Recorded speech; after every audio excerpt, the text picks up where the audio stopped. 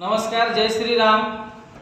आजची ही पत्रकार परिषद आगामी पंढरपूर नगरपालिका सार्वत्रिक निवडणूक संदर्भात घेण्यात येत आहे।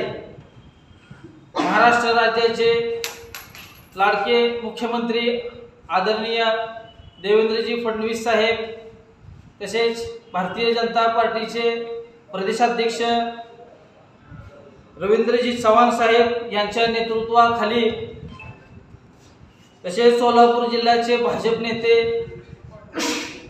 आमचे मार्गदर्शक आदरणीय प्रशांत मालक परिचारक तसेच पंढरपूर मंगळवेढा मतदारसंघाचे आमदार आदरणीय समाधान दादाजी आवताडे तसेच पंढरपूर नगर परिषदेचे निवडणूक प्रभारी युवक नेते प्रणव मालक परिचारक यांच्या नेतृत्वाखाली आज भारतीय जनता पार्टी मोठ्या ताकदीने निवडणूक लढवत आहे।